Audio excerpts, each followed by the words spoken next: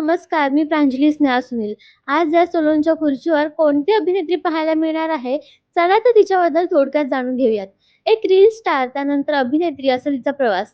त्यामध्येच स्टार प्रवाहावरील मन धागा धागा या मालिकेमधून ती आपल्या सगळ्यांच्या भेटीस आली आणि आता सन मराठी वाहिनीवरील संसार माझा रेखीते या मालिकेमधील रेवती म्हणजेच प्रणिता आचरेकर.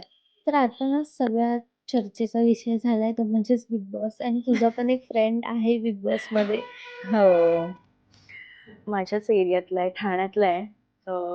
खूप मस्त वाटतंय, की चला आपल्यातलं कोणीतरी बिग बॉसमध्ये गेलंय ओळखीच्यातलं. तसं राकेश दादा पण आहे. म्हणजे मी त्यासोबत एक फिल्म केली होती. अजून रिलीज नाही झाली आहे. पण राकेश दादा पण खूप चांगला आहे. म्हणजे मी काम केलं त्याच्यासोबत म्हणून मला माहिती आहे इन पर्सन. आणि करण पण असतंय म्हणजे जसा तो रील्समध्ये वगैरे आहे. म्हणजे आमची फार इतकी ओळख नाहीये, पण आम्ही ओळखतो व्यवस्थित एकमेकांना.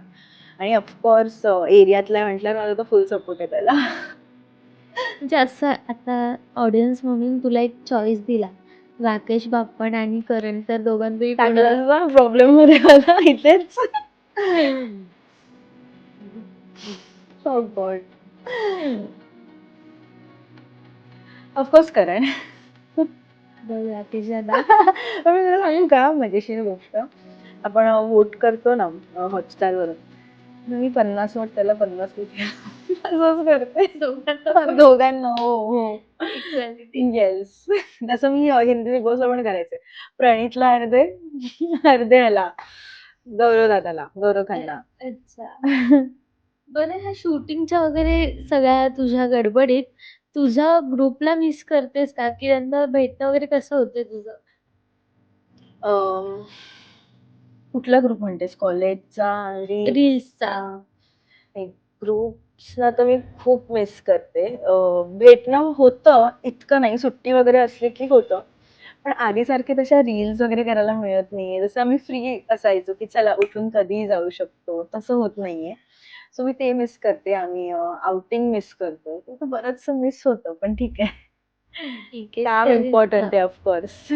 आता मी मेन मुद्द्यावर येते, की ज्यासाठी आज आपण भेटलोय, तर हे सगळं पॅम्परिंग तर होत राहतं, पण तू स्वतःला कसं पॅम्पर करते?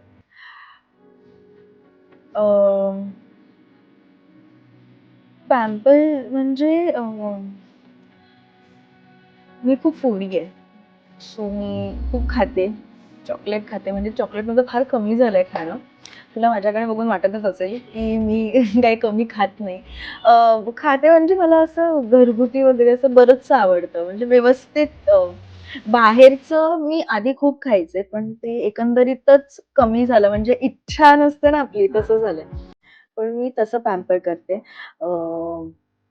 पार्लर वगैरे तुझं जसं मी तुला सांगितलं, मी फार नाही, म्हणजे मला भीतीच वाटते. असं हे नाहीये की त्यांची काही सर्व्हिस चुकीची वगैरे असं काहीच नाहीये.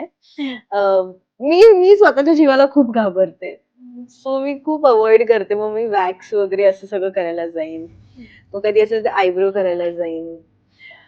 मी तुला सांगते, मी आज बॉडी मसाज इथे पहिल्यांदा केला.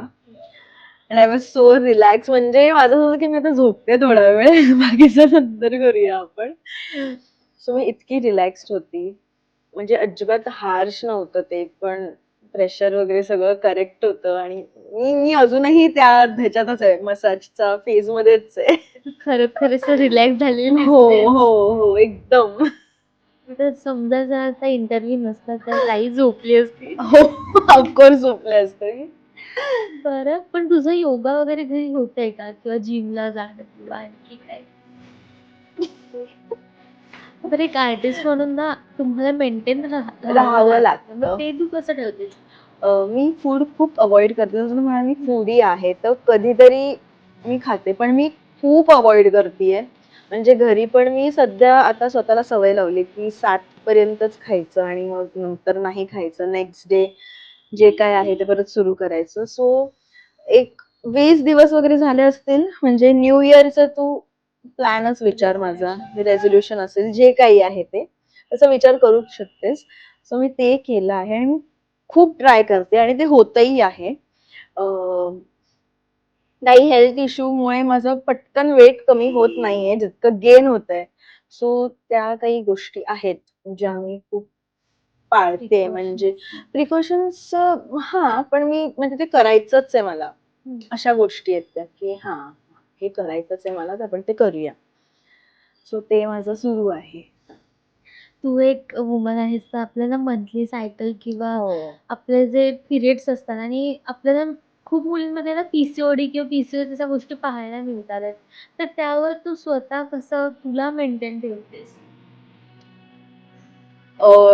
टचवूड म्हणजे मला अजून तरी असा काही त्रास झालेला नाहीये. पण हार्मोनल इम्बॅलन्सचा मला इश्यू होतोय बिकॉज स्लीप सायकल बदलते किंवा जेवण वेळेवर वगैरे होत नाहीये.